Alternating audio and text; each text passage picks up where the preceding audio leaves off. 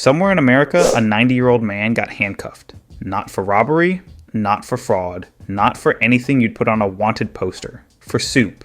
Yes, soup. Literal soup. In a public park, given to people who were hungry.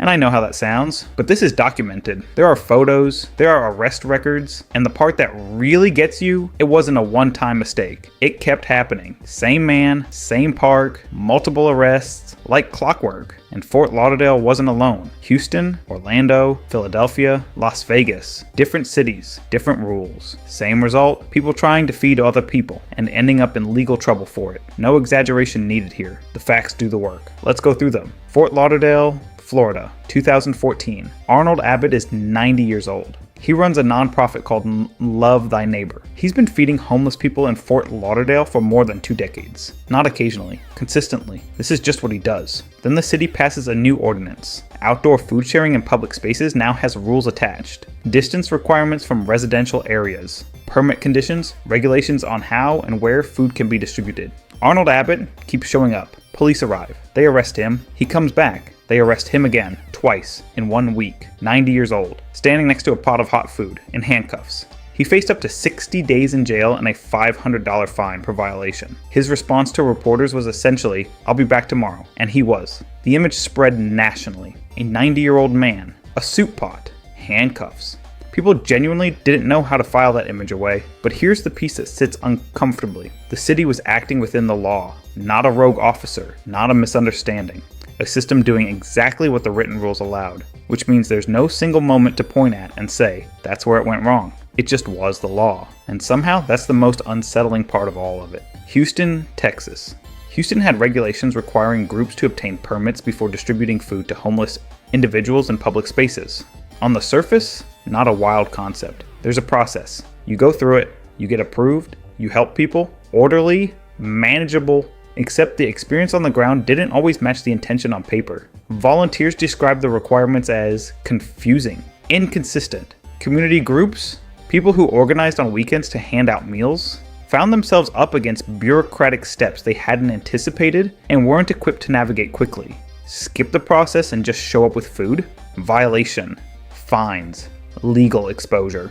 In some cases, arrests. Picture that Saturday morning from the inside. You got up early, you made food or bought it, you drove out with one goal, hand it to someone who needed it. The system's answer, not this way.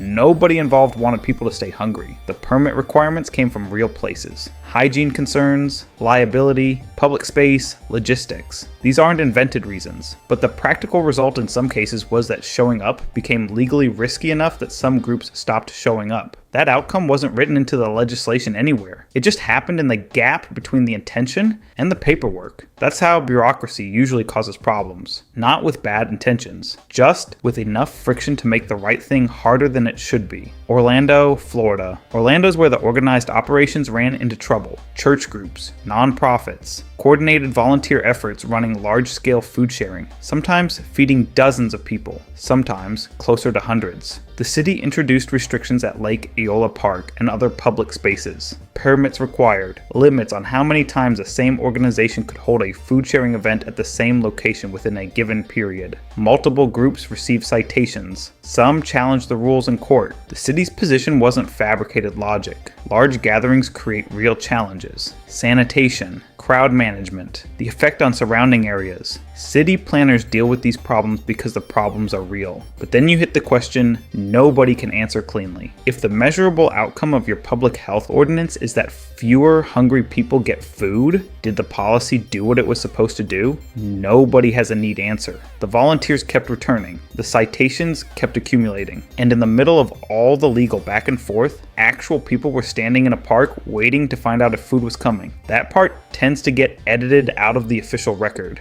It's kind of the whole point though. Philedelphia.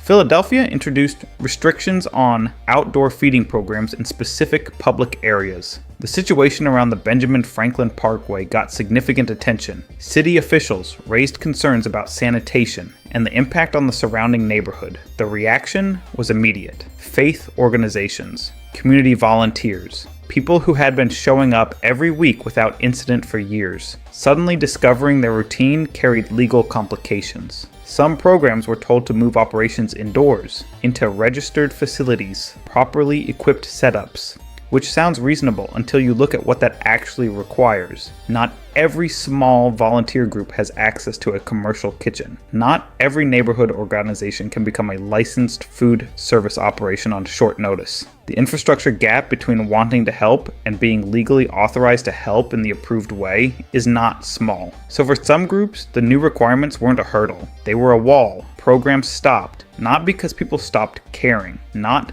because the need disappeared, because the legal path to helping became inaccessible with the resources they had. Philadelphia held official meetings about this. There are records. At some point, the people sitting in those rooms, debating the logistics of whether and how to allow food distribution to hungry people, had to feel the strangeness of what they were doing. But the debates happened. The restrictions stayed. And outside those meeting rooms, the situation on the ground didn't change much. Las Vegas passed restrictions on food sharing in public parks near downtown areas. Violations could lead to fines. The reasoning followed the same pattern as the other cities. Public space management, sanitation, impact of gatherings. Consistent logic, not invented out of nowhere, but Las Vegas is Las Vegas. On any given night, hundreds of millions of dollars move through buildings a short distance from those parks. It is one of the most concentrated accumulations of money and spectacle on the planet. And in that city, in some of those same public spaces, you could be fined for handing someone a sandwich. Yes, really. Millions moving through the strip every night. A fine for a sandwich in the park. Think about that for a second. Advocacy groups pointed out that these laws placed legal pressure on volunteers while doing nothing about the conditions that created the need for food assistance in the first place. City officials said they were managing public spaces responsibly. Here's the uncomfortable part. Both of those things are probably true. And when two true things produce an outcome that feels wrong, it's harder to resolve than when someone is just obviously at fault. There's no clean villain, just a result that doesn't sit right. So what do you do with all of this? None of these cases came from bad intentions. Not from the volunteers. Not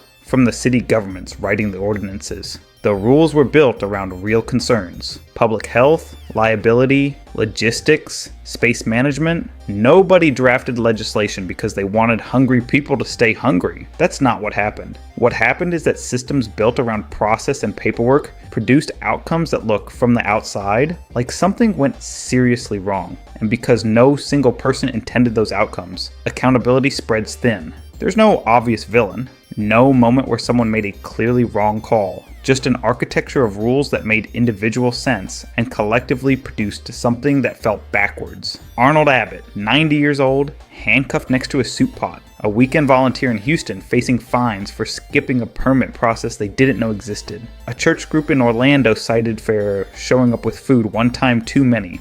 A Philadelphia program quietly shutting down, not from lack of will, but from lack of a commercial kitchen license. Every single one of those people was trying to do what seemed like the obvious right thing. Every single one of them was technically breaking the law. Both of those sentences are simultaneously true. That's the part that doesn't resolve neatly. You can't fix it by pointing at one person. You can't solve it by repealing one ordinance. It's layers of systems, each one defensible on its own terms, producing something that looks indefensible when you see the full picture. Most of these situations made local news and then disappeared. They happened, they were documented, and then everyone moved on, but they're real. And they tell you something worth knowing, that the distance between legal and right isn't always as short as we assume it is. Sometimes those two things point in completely different directions. That gap is real, and it's not rare. It's happening.